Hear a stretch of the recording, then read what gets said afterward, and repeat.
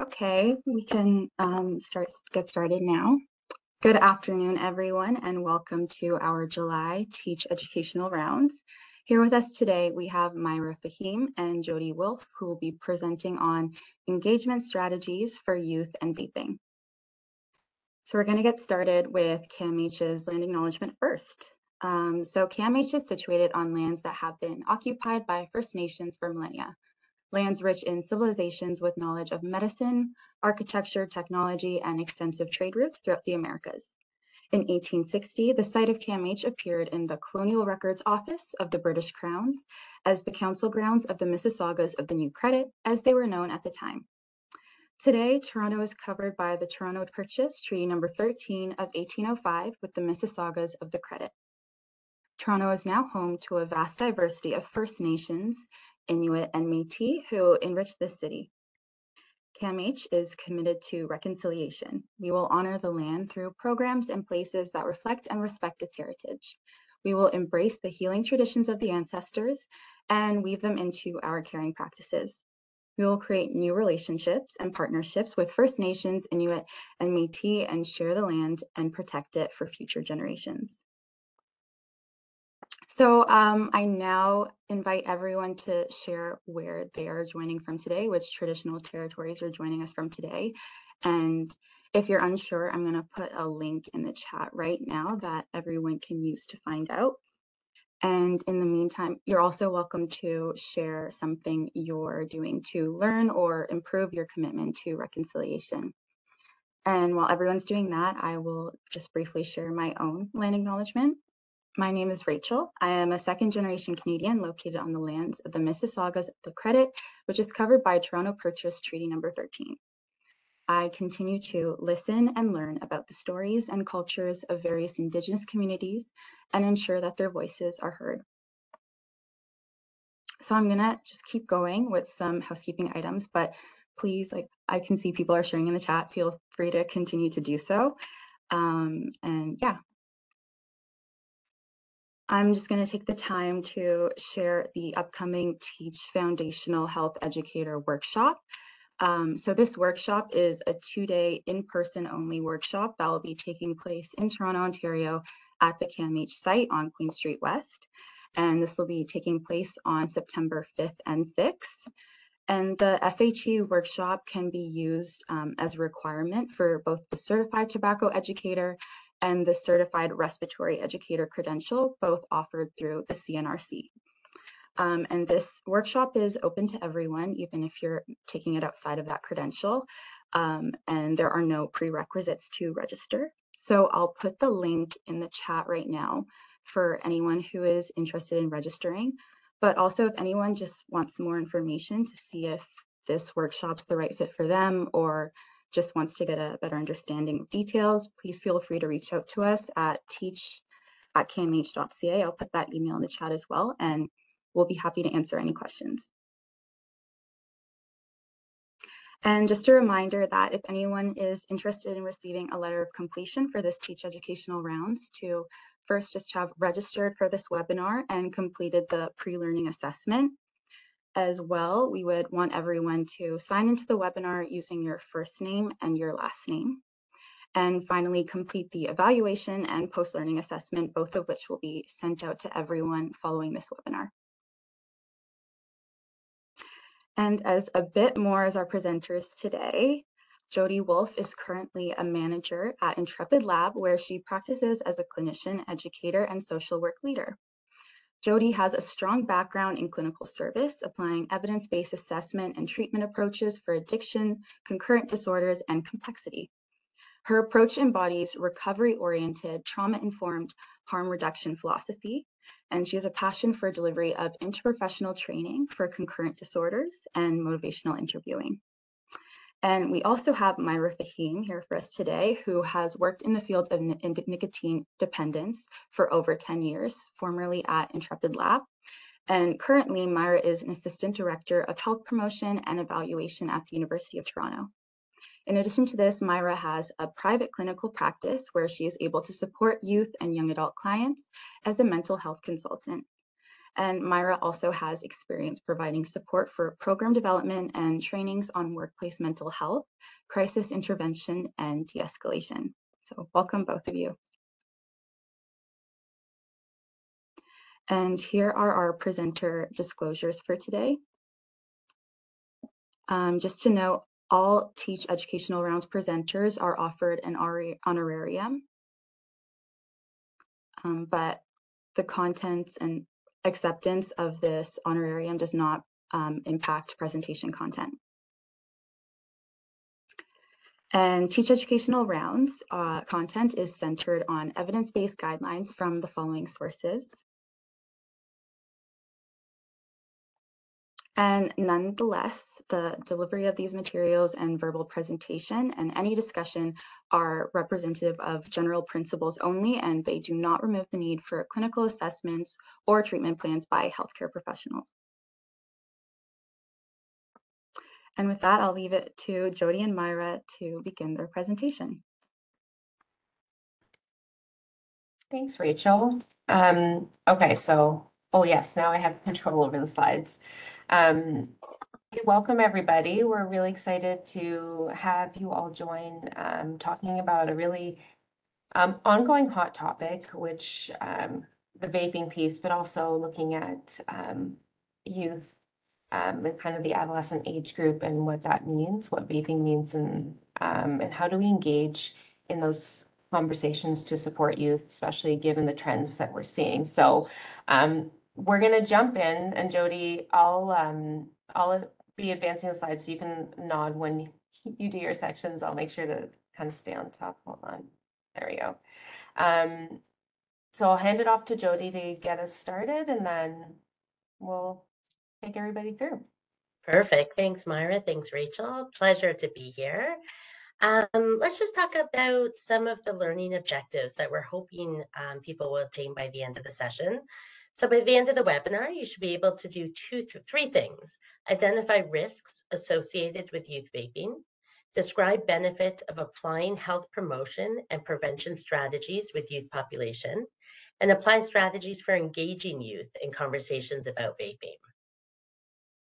So these are the three things. And what we realized, Myra, you can switch to the next one. What we realized in preparing for this presentation is that the knowledge and experience is really in the room, the virtual room.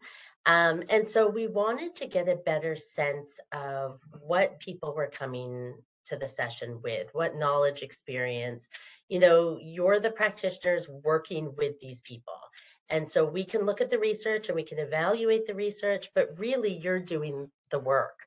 And so we want to hear from you. We're really hoping that people will take the time to put some information in the chat. You'll see Myra and I will invite you to do this throughout the presentation. So we're hoping that you will take the time to do so.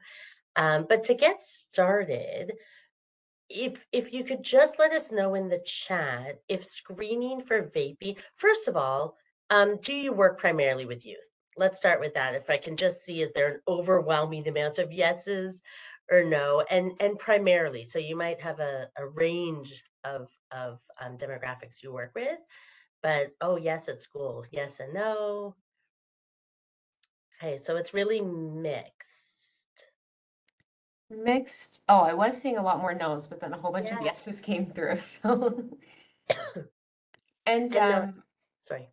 And just kind of for those who've said no, and if you're interested to elaborate, do you work with youth in any capacity, or are you potentially here because maybe you are the guardian of a youth and want to know a little bit more as well? Okay.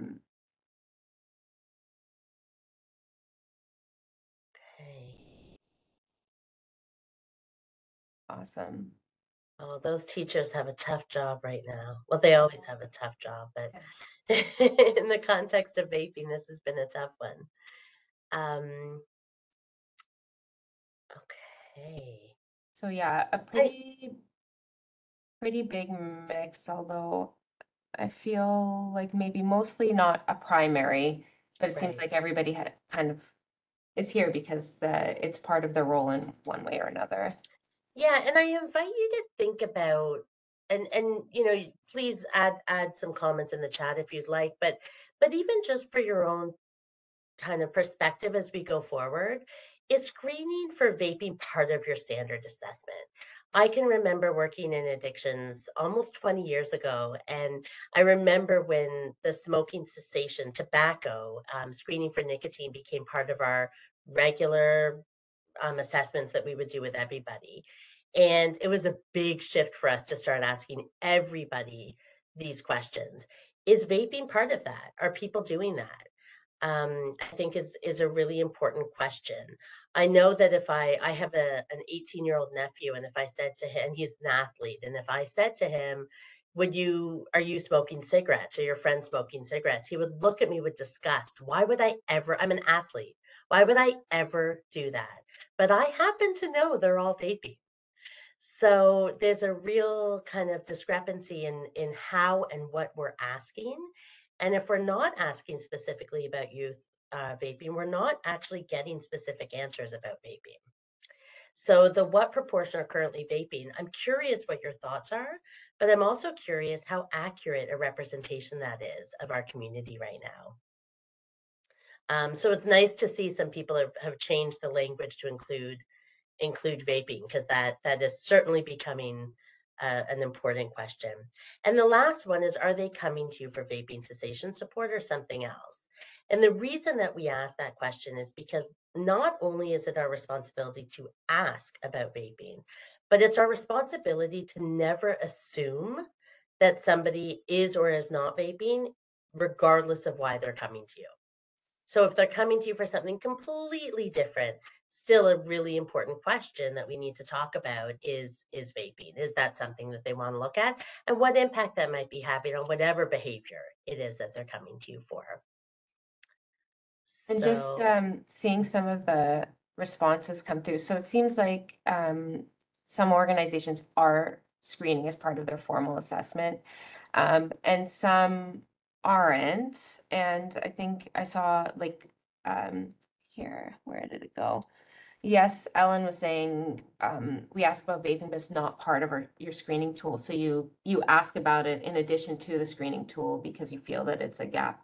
And a few other folks were saying that that their screening tool does not include vaping. So I guess then the kind of follow-up question is then what are measures that we take to learn a little bit about vaping, and how can we incorporate, if perhaps even just the process to change an assessment might be more complicated, and so what are the ways kind of around it?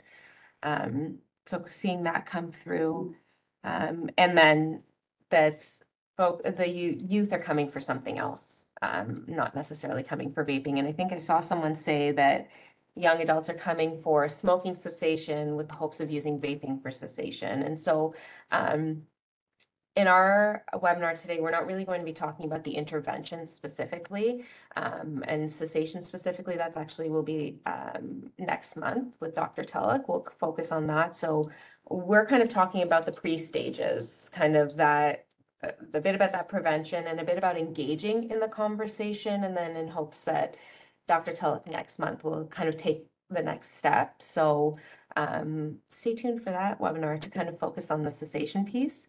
And then, yeah, seeing a few notes about youth, that you are seeing, I'm saying that a lot of the youth are vaping, that you're seeing. Any other thoughts or comments before we move on? This was really helpful. So it seems like we kind of have a wide variety of experiences. It sounds, as we'd imagine, that all of you are here because it is something that you feel is important to look at, and it is something you're seeing, whether or not the structures perhaps of your organization complement that or not. The other thing to think about when asking about vaping, and we'll get into this more, but is, what are we asking? Are we asking specifically, what are you vaping? Some people are vaping without even nicotine in it, just because it's cool to vape. It's the thing to do to have a vape on you. Some have cannabis and nicotine, some just cannabis, some just nicotine. So what does that conversation look like, and how far are we taking the conversation? Because if we're not asking the question, we can't expect or assume that we're going to get the answer we're looking for. Myra, you can go. Perfect. So let's talk a little bit about prevalence of youth. vaping. I think that this is really important because it looks at who and how much are people using. So keep in mind that this is a ever-changing statistic. We're gonna keep seeing this evolve. Partly, I would suggest because we're gonna be asking the question more, and we're gonna be asking the question differently and engaging youth differently. And so I think that's gonna have an impact on the results that we're seeing. But from this study itself, you can see that 30% of youth, 15 to 19, and a jump to 48%, ages 20 to 24, report having tried an e-cigarette. That to me wasn't so surprising. The stats a bit lower down were more surprising. 5.4% of youth aged 12 to 14, quite young, report having vaped in the last 30 days. And then we jump to 14% of youth, 15 to 19, 2/3 of which had never smoked, and 6.5 who talk about being a self-reported daily vapers. Even more important, I would argue, 20%, so 1 in 5 young adults, 20 to 24, are vaping, which is quite a bit when you think about seeing a group of young adults, and how many of them actually would report vaping in the last 30 days, which I think is quite high. In 2021 to 22, in grades 7 to 9, 18% of students had ever tried e-cigarettes. And in grades 10 to 12, 41% reported the same. So you can see in a very short time the increase in whether it be curiosity, whether it be access, whether it be pressure, are trying or continuing to vape is what we're seeing. Quite a lot. Harms associated. So again, this is something that we're over time going to learn more and more about. But in general, vaping may expose individuals to various toxic and cancer-causing chemicals. The chemicals absolutely have negative impacts on different parts of the body. And we can include some links for you at the end that will give you more information on this as well. But it can lead to nicotine dependence. That's one of the concerns that a lot of people raise, which is concerning for lots of reasons, in part resulting in cravings and symptoms of withdrawal, of course, impact on cardiovascular and respiratory health. For adolescent health, there's insufficient evidence on the safety and health effects of e-cigarettes among adolescents at this time. And that's largely because we don't know all of the numbers. We don't have all the data, and we certainly don't have the length of time to reflect longitudinally what the impacts are. However, use of nicotine-containing e-cigarettes may have distinct negative outcomes for this age group, considering the potential for nicotine to affect brain development. And we're going to talk a little bit more about this, but remembering that these early 20s, the brains are not fully developed. So the impact is going to look really different on their brains, of course. Important to note this project vector, and we're going to talk about it a little bit more, but between October 2022 and March of 2024, Intrepid Lab at CAMH collaborated with an international subject matter group of experts and people with lived experience to develop evidence-informed recommendations on the relevant health outcomes of e-cigarettes, which is largely what this data is coming from as well. There is evidence from animal studies that shows nicotine can affect brain development, but really most importantly is that there may be long-term health risks, and as I said, they haven't been identified yet by research, so it's something we're still working on. Thanks, Myra. All right, so some risk factors to consider. The societal and psychosocial factors, so social influences, social media, TikTok, Instagram, Facebook, not just the advertisements, but what the influencers are showing, what you see them doing. Stress, parents and school, from parents and school, we know when it comes to teens and youth, the primary pressure they feel is really from their peers. And that's what they put most value on. The parents, sadly, have far less influence on youth than their peers do, which is great and really scary at the same time. So societal norms and perceptions, and certainly vaping has become much more normalized. Um, Alcohol, cannabis, and other illicit drug use and the impact that that can have, as well the reasons for use, recreation and curiosity. You know, when you look in a convenience store now and you can see that on the front, you know, you walk in and all of these, they're now tie-dye containers, vaping containers, and every color you can imagine, and some have glitter and sparkles, and you know, they make them very appealing. The curiosity is wild, and it makes a lot of sense. They've done a tremendous job with marketing when it comes to vaping. Sensory and behavior gratification, which is very important in this age, because this is what they're looking for, instant gratification. We know with this generation, that's what they're looking for, and that's what vaping is providing. Enjoyment of flavors. Every flavor you can think of is available for vaping. Cotton candy, ice cream flavor, you name it, it's available. Convenience and discreetness. I had a call from a camp. My nephew called home to say, check in, and he says, everyone's vaping, but it's really okay as long as nobody sees. Is it? Um, but the discreetness is there. I mean, people are vaping inside homes where they would never smoke a cigarette inside a home. And of course, increase in popularity. Other factors like physical health, mental health, depression, panic attacks, all of these things, panic disorder, ADHD, these all make people more susceptible and become risk factors that are worth considering. Thanks, Myra. Okay, and just to kind of add on to the conversation about the considerations and risks associated with vaping in this age group, is really around the adolescent brain development. So, you know, from what we understand and how the brain develops in this period of time, you know that the regions of the brain that control basic emotions and sensation seeking are mature. However, areas kind of associated with that executive functioning, so controlling attention, inhibitions, memory, planning, problem solving, and risk analysis are not yet fully matured. So then we kind of get in a situation where folks aren't necessarily able to understand the long-term effects or have it feel relevant to them, and really being able to kind of see its positioning kind of in their own context and the risks for their own future.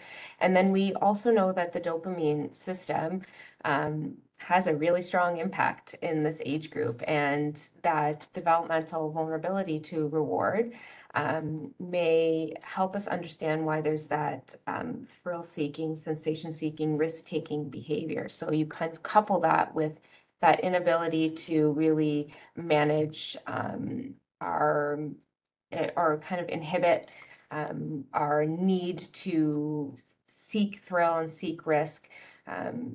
Those two kind of make a little bit of a challenging circumstance for this age group. And it makes it challenging from the practitioner perspective, because then how do you engage in a conversation with someone who doesn't feel like those risks are relevant to them, can't really understand and really see that consequence and that downstream impact? Because, you know, for those adolescents who are healthy, well, that's something that kind of other people, it happens to other people, it's not going to happen to me, I'm fine, right? I'm an athlete, I exercise, I don't need to worry about these things, I'm young, it's not a big deal. So that relevance necessarily isn't in their own thinking. So it's really important for us to think about that when we're engaging in those conversations. Like, do they have that capacity to really understand those risks, and how are we sharing the information around those risks in a way that then makes it feel relevant to them? And Julie, I see your comment in the chat. I feel like as healthcare providers, we often sit and say, like, how are we here when we know better, right? We know better. It's the same thing with cigarettes. It's just money does really influence in politics and pressures and lobby groups and everything. Just things that feel like they should be much simpler are often so complicated. So appreciate that comment. I feel like it probably echoes a lot of our frustrations, especially around vaping, that just has kind of taken things by storm. So just kind of pivoting us a little bit is really to focus on our second learning objective is to look at prevention. And I know often with our educational rounds, we are talking about cessation and interventions, et cetera, and what the research tells us about interventions. And another kind of area to look at is that prevention piece. So what do we do to avoid this from happening in the first place? And that's really an interesting idea with this age group, given what we understand about their development, right? So how do we prevent something when we're working with groups that don't necessarily aren't future oriented, right? So how do you bring those two things together? And we know that education and psychoeducation does make a difference in behavior change, right? The more you know, the better you can make informed decisions. And we also understand that what we know has to feel relevant to us. That's how we manage our risks, right? If we if we acted on or changed our behavior to manage every possible risk in the world, it would be very overwhelming. So we manage those that feel relevant to us. So the idea is, how do we make this feel relevant to the youth population? And so looking at the idea of health promotion is a potential strategy to help us understand the way we can approach prevention, because really prevention is getting the information out and getting individuals to understand the risks to stop them from engaging in the behavior in the first place. And health promotion is really looking at that social, environmental, and interventions that enable and empower individuals to take control over their own health. So we're trying to have people feel like their well-being and health is important to them, so they adjust or adapt their behavior or avoid doing certain things to help take control over their health. And it's a complicated process because it's not just a conversation. Health promotion really focuses on all the pieces that come together to enable well-being. And so we have this conceptual framework that was developed back in they started the work earlier than 2020, but it was published in 2020. It was a group put together through the UN and the WHO to kind of put together a little bit of a conceptual framework around adolescent well-being. And they came up with these domains. So good health and optimal nutrition, connectedness and contribution to society, safety and a supportive environment, learning, competence, education, skills and employability, agency and resilience. So you might be saying, why are we talking about this? We're kind of we're focused on vaping in this webinar today. And the reason we wanted to bring this as part of the conversation is because it's not just about vaping, right? If we want to engage in conversations from a prevention or even downstream in a cessation, so if someone is even using vape, we want to understand that individual's entire context, because all of these things come together in even that youth's perspective of what's relevant to them and what's meaningful to them and what being well means to them. And so your organization may take only a piece of this, because I would love to find the magical organization that's able to do all of these things for individuals. And it goes beyond that, right? It goes speaks to the environment and the society. And you're seeing here around the outer part of this framework is family and peers, schools and communities, the wider society, which are often beyond our control because you go on macro level considerations, systemic issues. And we want to know, where do we fit in this, and how are we engaging in conversations about the broader idea that contributes to well-being? Because if we want to be able to talk to someone about vaping and make it relevant to them, they need to, one, be prioritized, understand and prioritize their well-being. Their well-being has to be important to them. And what is their understanding of well-being? What does that look like? And oftentimes our idea of well-being might actually be much narrower than this kind of conceptual framework suggests. So it's not just about eating well and exercising. It's about feeling connected. It's about feeling engaged in society. It's about being in spaces where you're safe and supported. So again, understanding the broader context. How do we have a conversation with someone about vaping if they don't even have stable housing, if they don't have access to culturally appropriate nutrition, if they don't have, if they're in environments that aren't conducive to learning and empowerment and all of those pieces. So building a bit of a foundation in terms of our understanding of that individual's context then starts paving the way to be able to have those conversations about vaping, which we'll talk about how to engage them in the actual conversation. But we really wanted to talk about that foundation and understanding that prevention can't just come from educating somebody on the risks. It needs to come from a little bit of a broader perspective and understanding their that individual's perspective on their well-being. So I'm going to drill down into this a little bit more. We won't go into too much depth, and I'm happy to share the resource that digs into these domains a little bit more. I think it's just, again, helpful for us to understand what questions are we asking, how are we understanding that individual's context in order to support their well-being, which can help facilitate those prevention approaches and those conversations and facilitate overall well-being. So we have here those domains on the left, the various requirements. This isn't all encompassing. There's actually quite a few considerations in each of those domains and what it tacks on to in terms of types of well-being.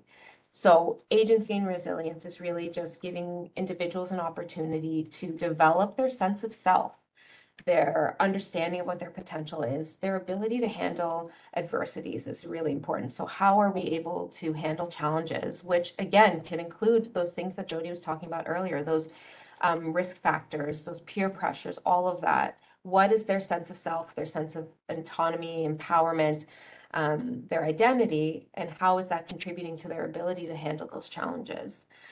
Good health and optimal nutrition, which many of your organizations might fall into, right? So access to services, having safe water, hygiene, sanitation, opportunities for physical activity. What does their environment look like? Access to local, culturally acceptable and diversified diets.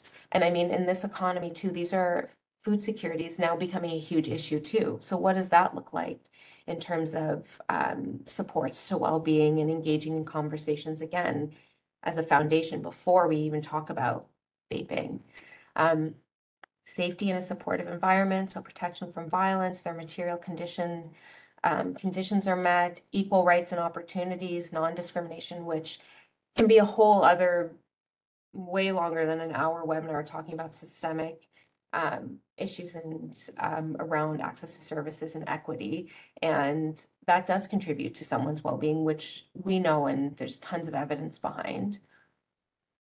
And then the connectedness. So that engagement, feeling connected to society, having that sense of purpose, being part of positive networks, because we also know when we can engage in positive activities that support well-being, then we're less likely to engage in behaviors that are harmful to our health.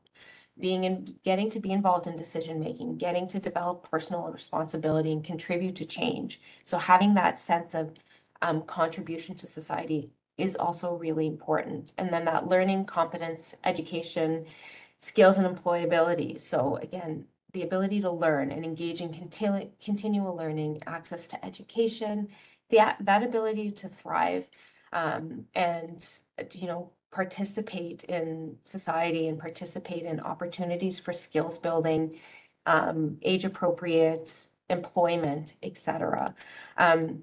So while this kind of conversation may feel a little bit out of context in terms of specific conversation for vaping, I think it's really important for us to understand all the things that, as part of this conceptual framework, there's lots of different frameworks. I like this one. It speaks to kind of all the pieces that come together that help someone feel well. And we really want to be able to foster engagement in all those categories in order to then have someone want to prioritize their well-being and then subsequently be able to engage in either behavior change or those prevention conversations about risks.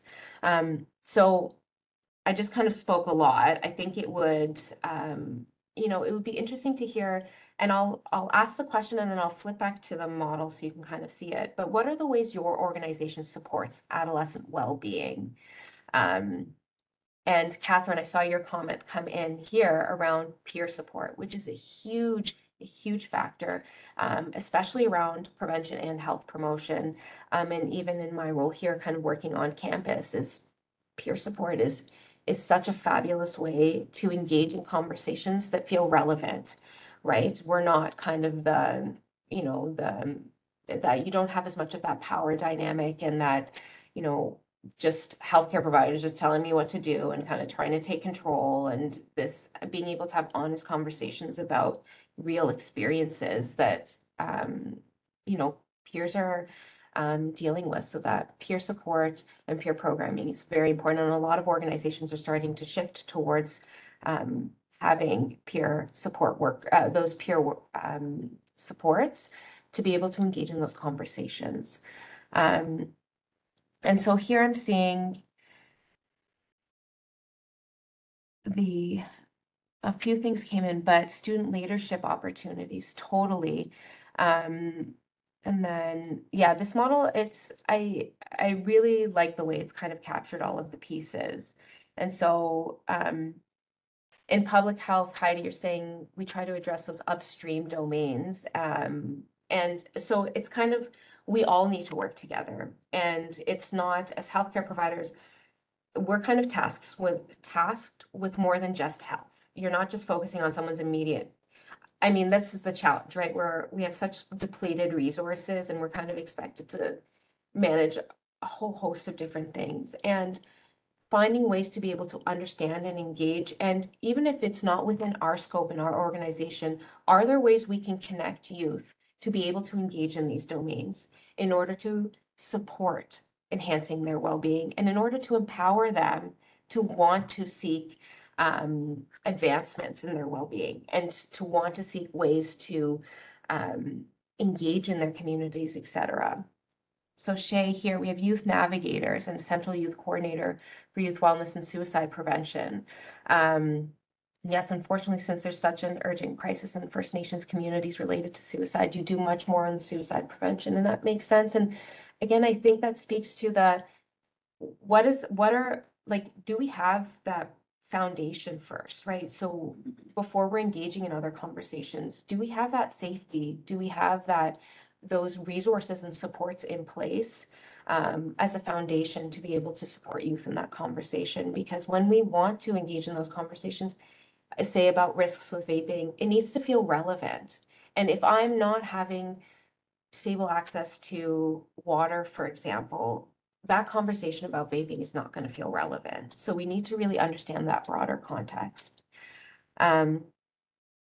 Okay, any other thoughts? Does anyone want to share any other ways? I imagine, again, a lot of you probably sit in that health and nutrition, especially if you're coming from family health teams, you know, in terms of the services you offer and provide to youth that are coming through. And then appreciate the comment from Heidi around the public health, because you're taking a broader perspective and you have a little bit of a higher level view and consideration in terms of supports. And you can feel free to add in the comments.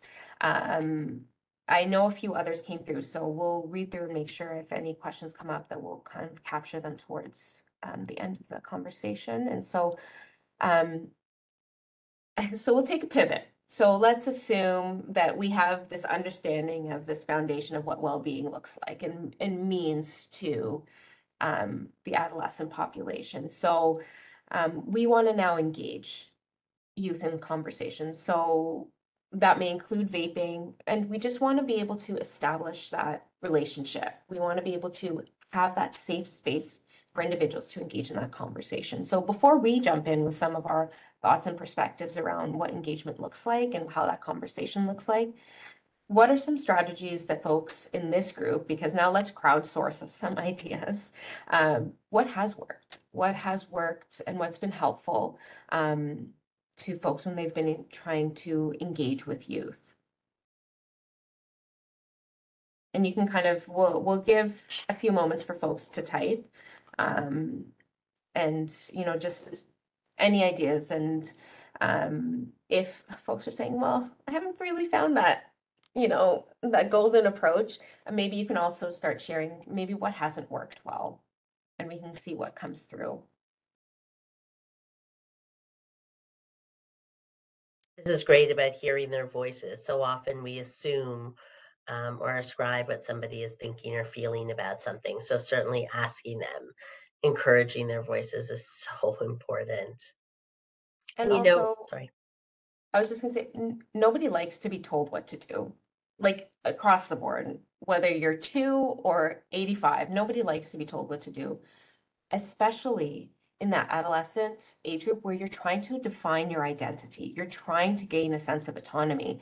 So being able to prioritize hearing from the youth first and understanding what they believe, what they're thinking and their perspective shows them that you respect that autonomy. You respect their thoughts and their perspectives as well. Sorry, Jodi, I interrupted you. No, that's totally fine.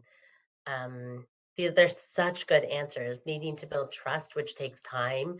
We know that we're contending with their peer supports. We're contending with their peers who have so much influence on them.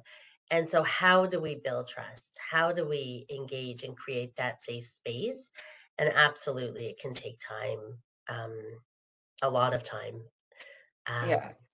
and harm reduction, again, not ascribing anything, not forcing abstinence, not telling them what's so bad about it, but asking them what's not working. Or what is. Incentives, I can say that, even from my perspective here on campus again and kind of health promotion and when we do outreach, incentives, food, and it's always it's kind of our golden ticket to at least buy interest in attending. And then if you can be engaging enough, you might get the individuals to stay. I think it's really, um, especially again, when I briefly mentioned food security. If you can offer food to be able to support an individual, that's a great way to get in. And then that piece around that peer-to-peer. If there is resourcing available to be able to have peer programming, that's a really great way to engage youth because again, it just makes the conversation feel a bit more relevant.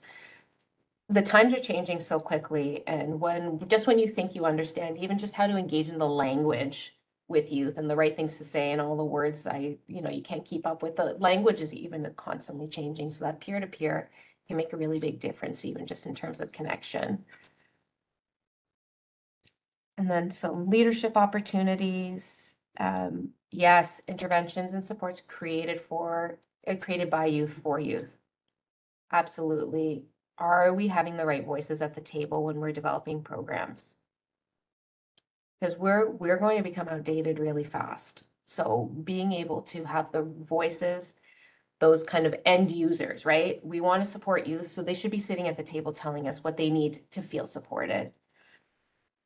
And here, Shay, just kind of reading through. I do a lot of idea gathering. I love that. Post-its. What does health look like to you? That's amazing to start a conversation around just health in general, and then asking the youth, like, why do you think the numbers are as they are, the way they are? Establish trust, safety, and engagement. I love the idea of using social media. I think one of the risks that happen or that we see in social media is that it catastrophizes. So it shows the extremes. You'll see the person, the youth who can't breathe and is on breathing tubes, or who passed away because of some complication, and they attribute it all to vaping. But you don't see the day-to-day impacts on life and health, and sometimes it's not as relatable, and we have to be mindful of that too when using things like social media. Even smaller groups. This is so great. This is awesome. I love reading this. And Heidi, yeah, the Quash app, we've shared that here with students as well, and actually just had students do a demo, like what does the app look like, how do you use the app, and just kind of engaging in that technology piece. Food, yeah, pizza.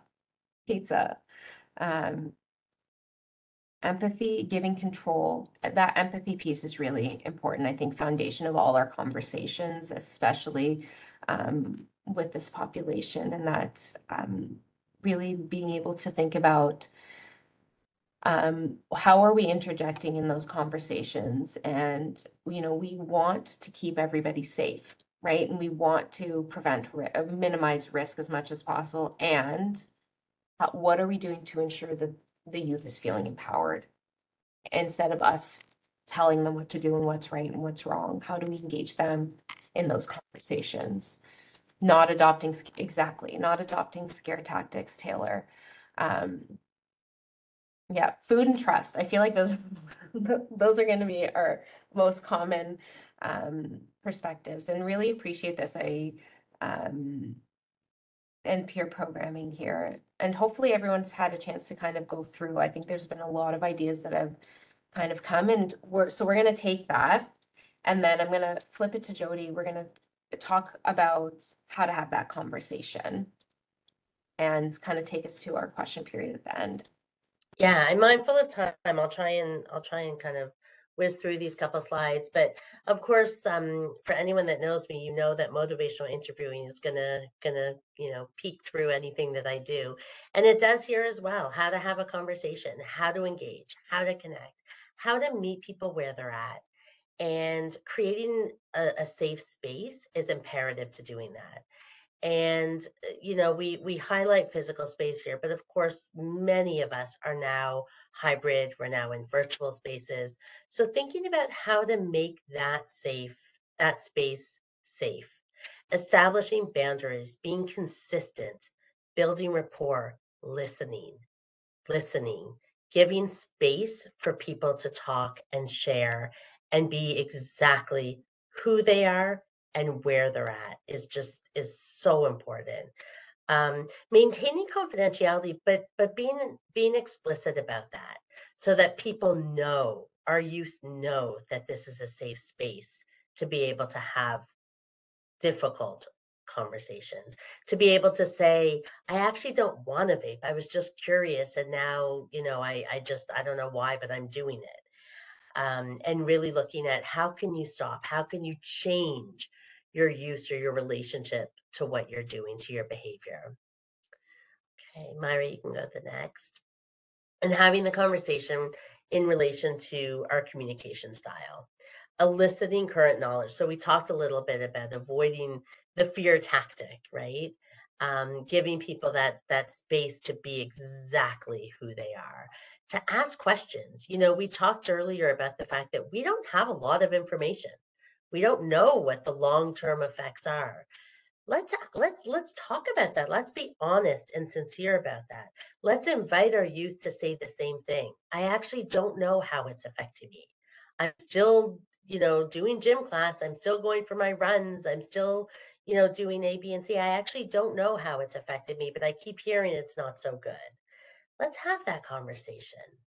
Ask permission to share information. We have this propensity to want to give information, help, heal, save. And oftentimes eliciting from people is really the way to create change. I often quote Bill Miller and Steve Rolnick, who said, I learn what I believe as I hear myself speak. So change will happen, but I have to hear myself want to make the change. You could talk to me until you're blue in the face, but when I hear myself say it, when I hear why and that I want the change, all of a sudden it's a whole new ball game. No one likes being told what to do, as Myra said earlier. Speaking in a manner that considers maturity cognition. We talked a little bit earlier about the different ages and risk factors associated with them, and the percentages, the prevalence of those ages. Depending if I'm speaking to someone who's 7 or 12 or 20, that conversation is going to look really, really different. And we have to be mindful, rather than having a script that we might use with everybody who comes into the office who vapes, we want to be really cognizant of who's in the office. What is their age? What is their ability? What is their developmental ability? Social determinants of health? How aware might they be of this? Let's ask the question. Be empathetic, be non-judgmental, genuine curiosity. If we can come at all of these conversations with a genuine curiosity and leave all these pressures, the real pressures aside for even a moment, and give that safe space, create that safe space, it's going to make change. It's going to create change that will then bleed into other areas as well. And manage this instinct to control or influence behavior. In motivational interviewing, we call it resisting the righting reflex, that human urge to correct something that we perceive as wrong. And of course, we associate smoking and vaping as wrong, but we don't want to correct the behavior. We want to help the person get to that space themselves, wherever it is that they want to be. And that's a gift that we can give to them.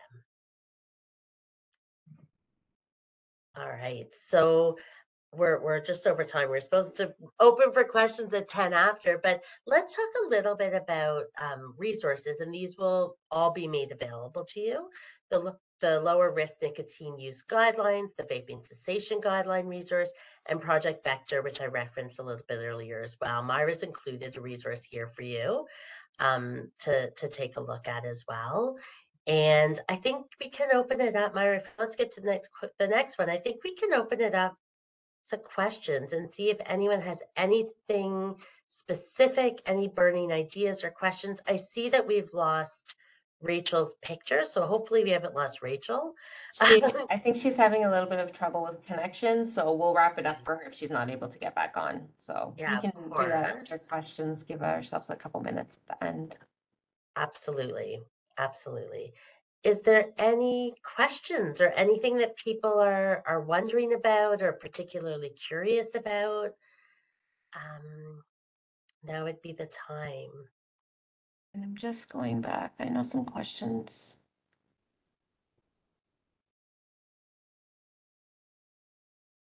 Oh, so I've just kind of flipped back because some questions came at the beginning. So Lori here said, how do we convince youth around that brain development when they don't feel it affecting their development?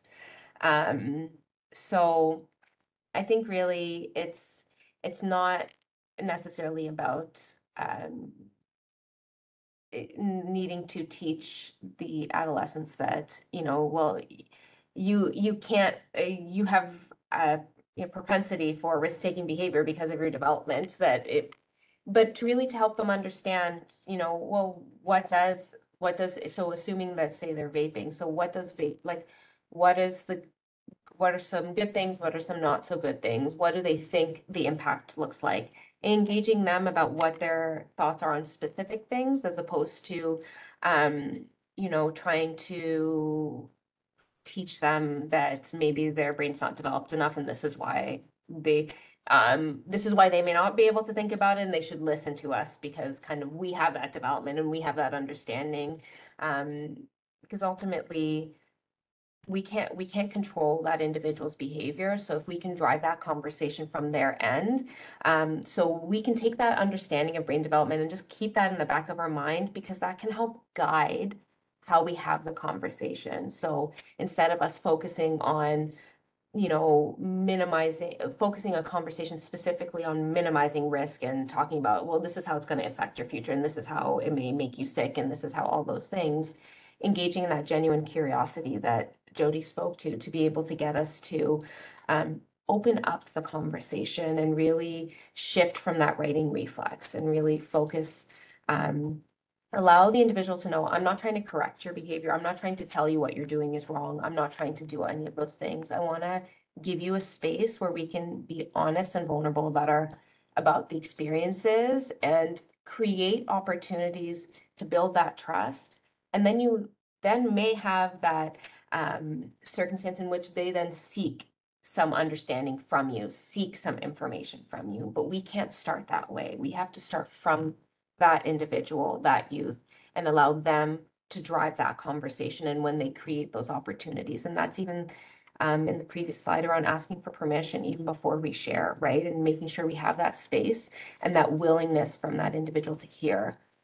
And so some additional questions.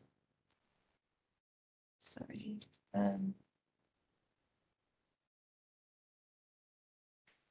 So Katie, a lot of interventions require trust and one-on-one interactions, which makes sense, but are there any recommendations for population level approaches? I'd say advocacy work, trying to, see how how organizations can make position statements, how we can advocate to our local governments, and what does that look like, even just in terms of campaigns, education campaigns, funding, right? I think in some of the conversations that have come through here are comments around funding for peer programs, funding for programming that allows us to do that. So even though that kind of goes back on a smaller level, how can we advocate on a broader level to increase funding in whatever ways possible, grants, et cetera, to allow us to then focus on those supports that facilitate some of those lower level, kind of well-being domains. I don't know if that's helpful. Jodi, I don't know if you have any thoughts, really. I have so many thoughts, and there's so many I great know. questions. I don't know where to go with it. Lori also mentioned, sorry, just to skip ahead for a moment. Lori said, you mentioned family parents have less influence on youth compared to their peers. What role can family parents play in prevention, harm reduction, cessation? Such a good question. And the answer is not quick. I mean, I can't answer it in 2 seconds, but I think the idea is to remain a safe space for them. Sometimes it's planting the seed, or what we call testing the waters, and just sharing a resource. Sometimes it's connecting to a resource that's not about smoking cessation at all, but is about the bigger health picture and self-care picture that then leads to a conversation about smoking cessation. But if we go right into talking about behavior change, we're going to lose them right away. We have to create the connection, engagement, safe space before we can have difficult conversations. And that's setting often that foundation, setting that foundation and creating the space, being able to have a space for open conversation so that, your youth can come and say, hey, like, this is what happened. I wonder, can we talk about it, right? Have we created those spaces where there's no judgment, there's no kind of fear of consequences in terms of having those conversations from a family perspective?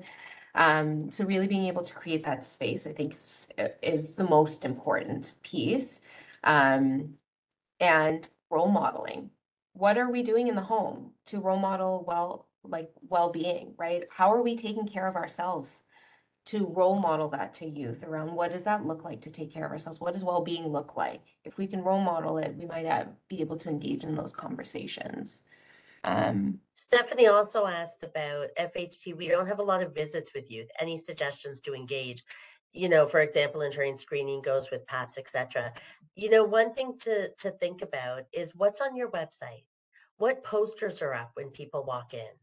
What kind of environment are you creating, and messaging are you disseminating, even when it's not direct communication or conversation?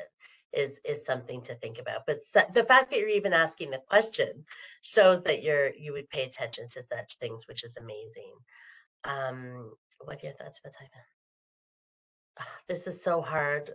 Rachel, I'm going to give it to you, but there's so many good questions. Yeah, no, thank you for taking the time to answer all these questions. And if anyone had questions that we didn't have the time to get to today, Myra and Jodi's emails are both on the screen, and they're both happy to answer any questions, and if you want to reach out to them about those. But just being mindful of time, I think we're good to start wrapping up now. If anyone needs to go at this point, that's completely okay. I'm just going to be giving some final reminders. So just once again, we will be sending out a recording of this presentation as well as slides. So everyone can please feel to share those as well. And we'll also be sending out the evaluation and a link to the post-learning assessment, which again, everyone will have a week to complete if you're interested in receiving a letter of completion. So that would be next Wednesday, July 31st. And as Myra mentioned earlier, we do have kind of a part 2 to this Teach Educational Rounds coming up, which will focus on intervention and treatment. And that will be next month on August 21st with Dr. Trish Tulloch. And registration information will be coming out soon for that. So you'll be able to register shortly. And if anyone wants to rewatch this webinar, missed a portion of it, or just wants to see a previous one, they can all be found on our website, our Teach website. But for now, thank you, Myra. Thank you, Jodi, for such an engaging and informative webinar. You can tell everyone took a lot from it, and so do I. So thank you both so much, and I hope everyone enjoys the rest of their day. Thanks, everyone. Bye. Bye.